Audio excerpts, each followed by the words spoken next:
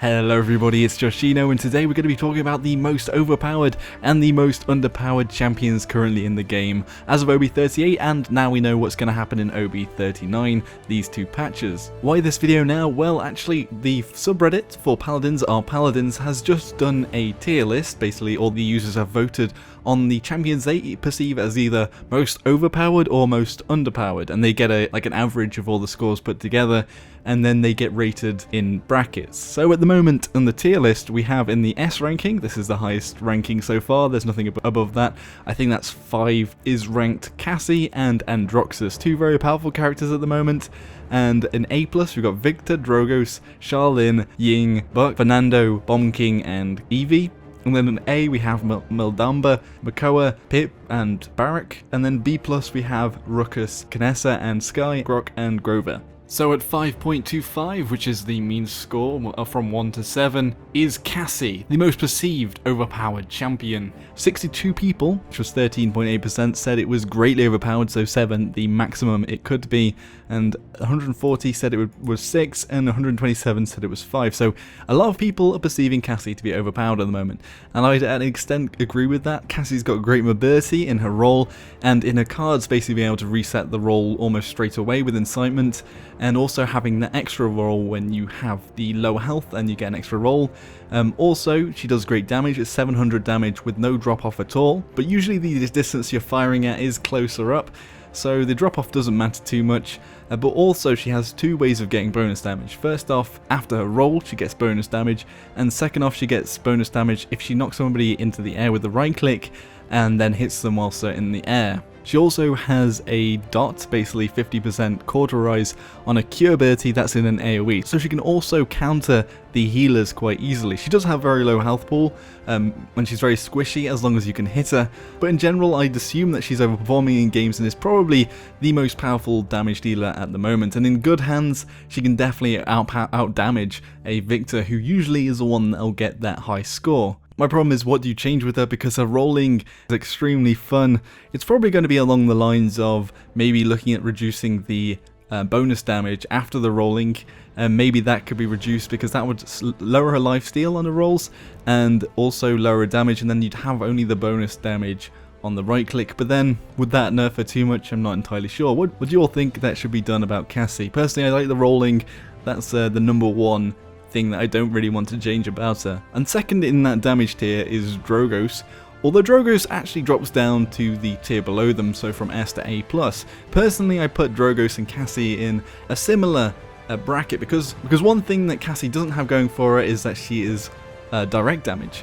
And with direct damage, most champions currently are of direct damage, and they can be countered with Haven. So Cassie will be extremely useful earlier on, and then will slightly tail off later the game gets as people get Haven, whereas Drogos, unless you have 2 of the blast damage heroes on your team, is likely not to be countered, and that damage is going to be pure, and Drogos does put out a lot of damage, and this is especially true with his fire spit, which you fire a rocket and then hit the spit and it'll explode in a massive AoE and do lots of damage, and unmitigated it basically wrecks teams, and definitely Drogos is one of the most potent damage dealers in the game, and especially because he isn't countered by Haven. He also has great mobility by flying, and also has that knockback on the spit that knocks people back, and unlike Cassie, Cassie has an ultimate that is okay. It gives you CC, or basically don't get hit by cripples, stuns, and slows and things, but in Drogos' ultimate ability, he outright kills one character straight out. If you hit that character, it's dead,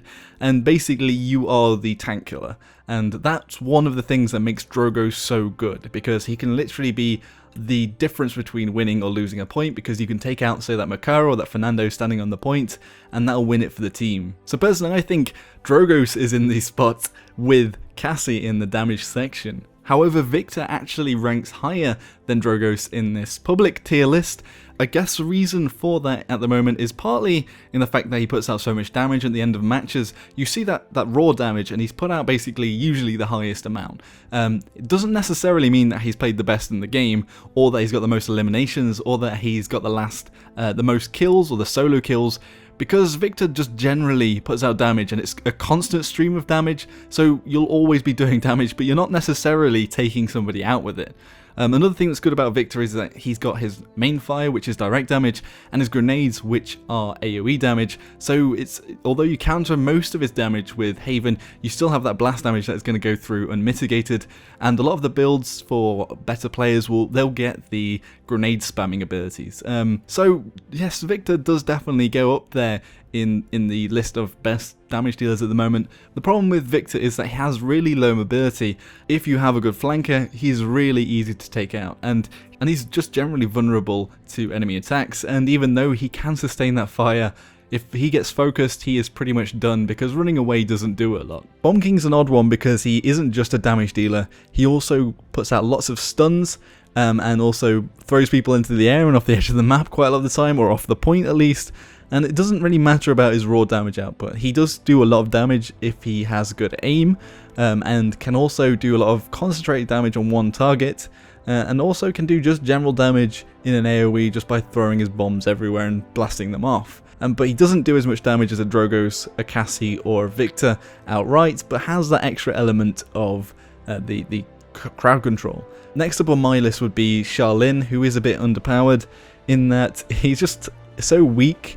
And the invisibility, again, you can follow him down and track him down because his back step doesn't throw him back quite far enough to get away from anything. Bow doesn't do any headshot damage, so it's not enough to kill somebody outright. Not even a squishy hero, you have to get 2 shots off. Also, his ultimate is a bit so-so, because again, like I said, as long as people get in closer, they can see him because it illuminates them, basically. Charlene is great at taking out enemies' shields, especially with the Wrecker buff at the moment, but for the most part, a good flanker or any damage dealer really can take him out if they know where he is. Then with Kunkanessa, I mean, they've buffed her by basically giving an extra 2 seconds off of her teleporter, but the problem is, when you throw out the teleporter, you're probably going to die anyway. There's not really an instant escape. What I would do is maybe make the teleporter quicker to activate, or basically maybe throw out the teleporter and you click something to activate it whilst it's been thrown out. So you could always throw it, take a shot if you basically are getting away from something that's coming towards you far away, so you can take that shot first. And then if not, if a book's on you and it's right in your face, then you can throw out the teleporter and click it straight away and go to that location, or as far as the teleporter has gone. And basically that would mean that you could get away from flankers, and then the flankers would have to react and know where you've thrown your teleport to chase you away. Or you could use it as a utility once you've fired to reposition and go after a delay. So I think that would probably buff her out and make her in sort of the right place. So on to the best frontliners, we have Fernando, which is in the A+ bracket. He doesn't quite make it into the S at the moment, and in OB39 he's actually changed, so he's nerfed slightly, so as he stands he's probably in the right spot. But still, I'd rank him as one of the best supports at the moment. Not overpowered, especially not with the nerfs, but the one that you're going to be picking up a lot. There's lots of reasons. First off, he's got the most health in the game, but it's going down by 200 in the nerf in OB39, but still, he is basically the tankiest tank at the moment. He's also got the most powerful shield that can be pulled up in front of him and doesn't have a long cooldown, and is also reduced by how much damage is taken. Basically, not the shorter, the less damage you take, although that is also being nerfed in the next patch, but still, he'll be probably the strongest shield wielder around. He's also based with AoE damage, which again, most champions at the moment are Haven based. Basically, they've got direct damage, so he is definitely one of the key contenders because he's being able to put out damage unmitigated. His ultimate is an odd one because it's not amazing, because even though you use it and stay alive on the point, unless your team comes to rush to your aid, you often die after the ultimate runs out, because at the end of the day you're still on low health at the end of it. Also, you don't really do enough damage whilst you're in that ultimate to kill other enemy characters unless they're already low as well. And Makoa for me is actually ranked too lowly on that list. Makoa is also getting a buff in OB39, so we'll definitely be rubbing shoulders with Fernando as the best frontliner pick. What Makoa has over the other tankers, he does have a shield, which means that he can defend on the point and help his allies just like a Fernando can, but also he can drag enemy characters with his hook out of the combat, out of the fight, and basically guarantee a kill on that character that you've hooked out. And that's almost like an offensive ability, or like even a defensive ability to drag people in, and taking one person out of the fight almost guaranteed if you hook them, is a great utility indeed. Makoto's ultimate also adds an extra element of power to the character in that when you use the ultimate, it basically saves you from death, and the lower health you use it, the more you get out of it, because it buffs your health up so high. And also, whilst you have that high health, you can also move around and attack people, unlike the Fernando who's stuck, and also he doesn't get the health increase, he just gets to be invulnerable. So the Makoto can do a lot of damage on a point and still use his ability, so he can still hook people, he can still spin around, whilst he's in that ultimate doing loads of damage and also having loads of health. So yeah, that's why my Makoto would be slightly higher on the list, and one of the two best frontliners at the moment, and definitely getting better with OB39 with his damage increase of 50 extra damage on his cannon and his anchor swing. Barrack would definitely be the next up on the frontliners. He can be used as a solo frontliner, he definitely can fit that role. He has a shield and his turrets give him a lot of sustain, especially with the healing, but I mean with OB38 he was nerfed, he hasn't seen any buffs in OB39, and the problem with him is really that he could do with another shield in front of him or another frontliner taking some damage along with him, and then his turrets can be most useful alongside them doing extra damage and things like that. And also, he does have a great ultimate, which is the big shield and the flame throw in the middle, and that can definitely win or lose a point in clutch situations. But again, because Rekka has been buffed in the last few patches, that shield can also be taken down pretty quickly on his ultimate if enemies have quite a lot of this Rekka card.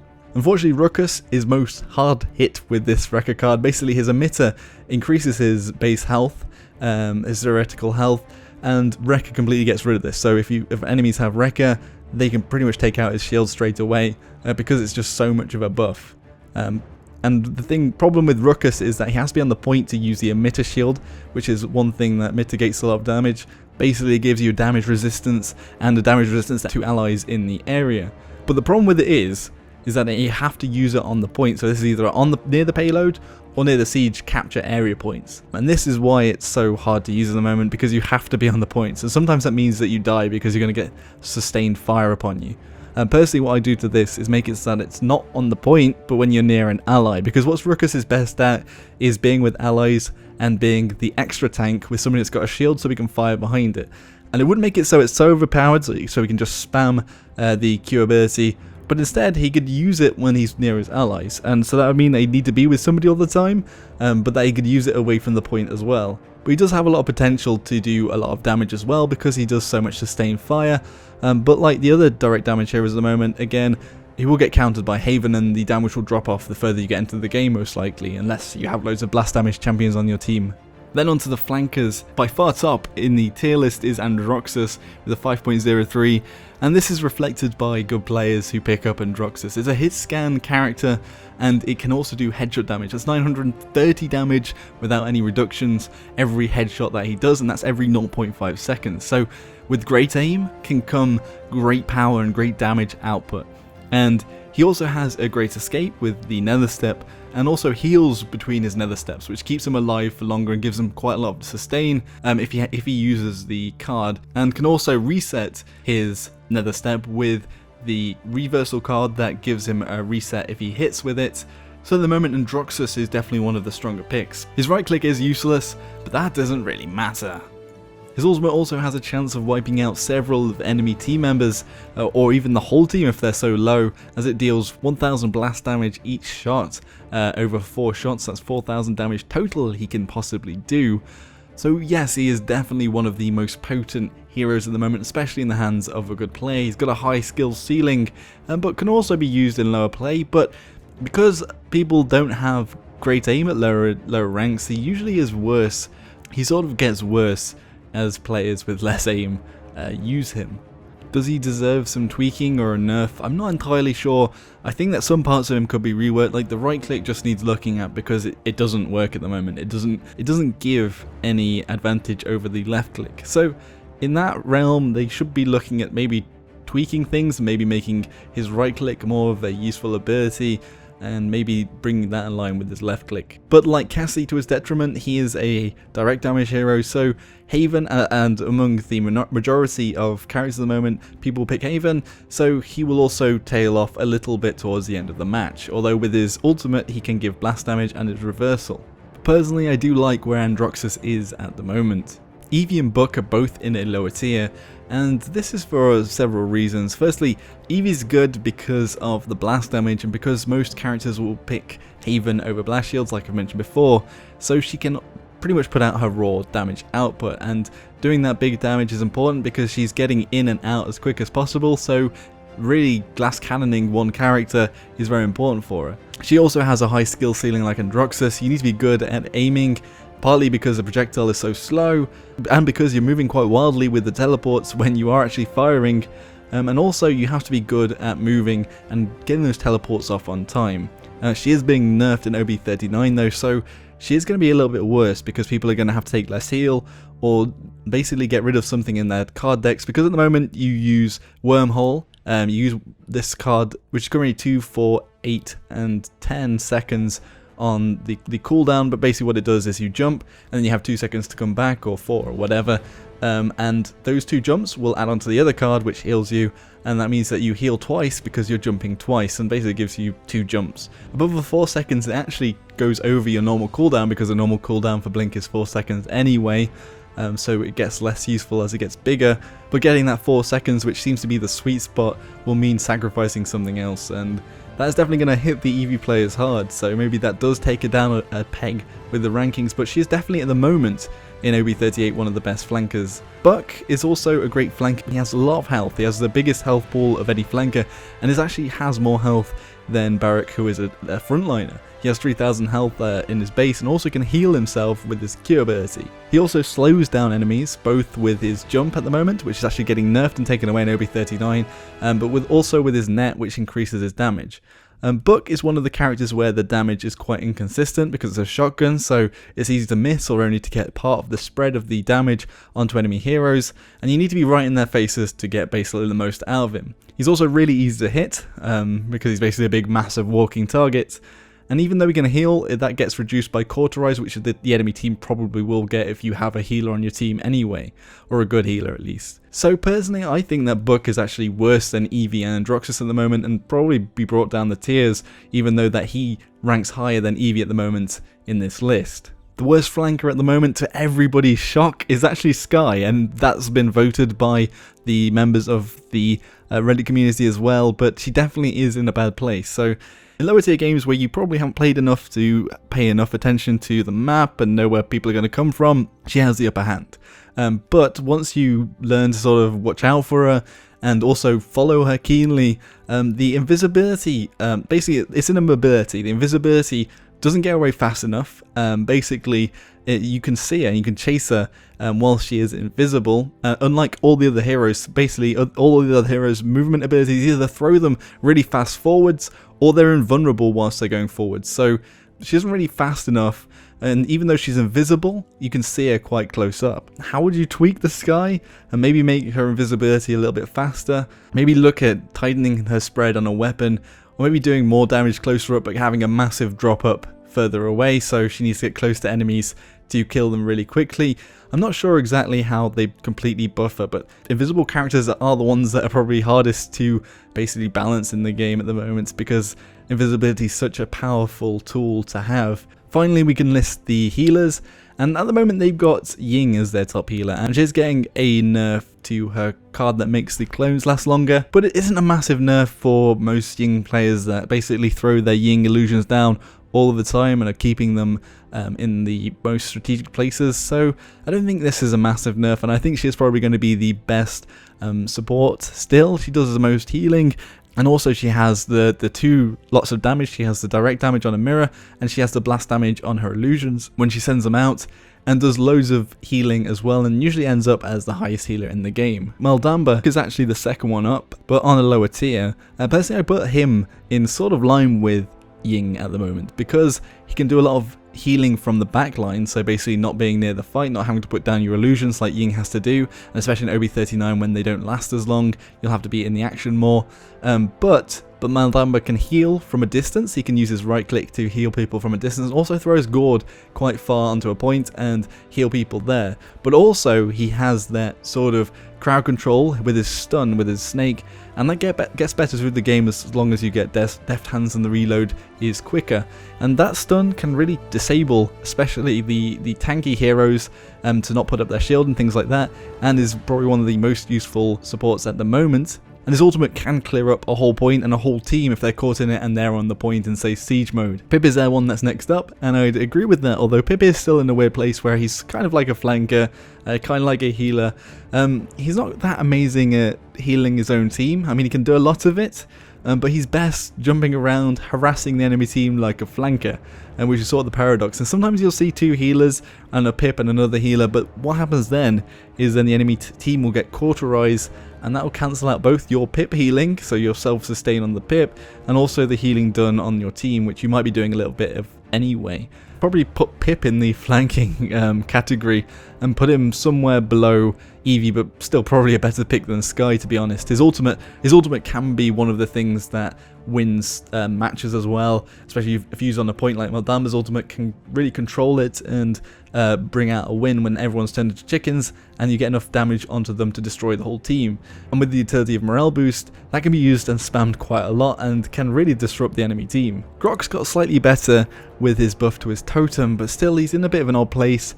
His totem with cards can be bigger, but then you sacrifice other things like the area of the heal. But at the moment, like, he's good with a Makara or another tank as long as he sticks with them, and he can definitely do a lot of healing. But as I said, with Cauterize, that healing gets damaged quite a lot, and he doesn't have much damage of his own, and his escape doesn't have much speed on it. It only keeps you invulnerable for a little while, and if that totem's taken down, you can't heal yourself whilst you're escaping. Grover's also in a bit of a weird place because he has his passive heal, which heals people around him passively like a little bit, and then has a big heal with his Q, but his damage is lower closer up, and his damage was buffed in OB38 to 350 over 300 base, but he does need to be further away from the fight to really do lots of damage, and that goes against the fact that he needs to be close to his allies to heal them. What he does have is an escape with his Vine that is pretty damn good, one of the better escapes in the game, and also he can right click and basically stop enemies from escaping, so it's great against like an Eevee or an Androxus to stop them from flying away basically. But as healers stand, they're in a bit of a poor place because of Cauterize, because it damages healing so much. And I do think that Grok and Grover may need some little buffs to push them into the same sort of league as Maldamba, who also has his stuns alongside his healing. Maybe Grover could get some more buffs to damage, or the speed at which he throws his axes might be one. Maybe a buff to the Vine to make it come in quicker so that you can get in and out of the fight quicker, or the reset quicker on the Vine. Basically meaning that you can go out of the fight, get your damage, come back in again to heal, or something along those lines. And Grok, I'm not sure, maybe making the totem a large area of heal, or maybe adding a damage totem as well to defend it, or something like that, or maybe like a shield totem, I'm not sure. Like, something needs to be added to Grok to bring him in line with the other champions. Anyway, that's my opinion on what's overpowered, underpowered, and what the tier listing is in OB38 and OB39 to come. So what does everyone else think? Who do you think's overpowered in this current lineup? Who's in the meta? Who would you always pick, or who would you always want to see on your team? Be sure to let me know in the comments section below. If you enjoyed the video, be sure to give it a like. If you thought it was rubbish, give it a dislike, and subscribe for more of my content. Thank you all very much for watching. Until next time, everybody, Joshino.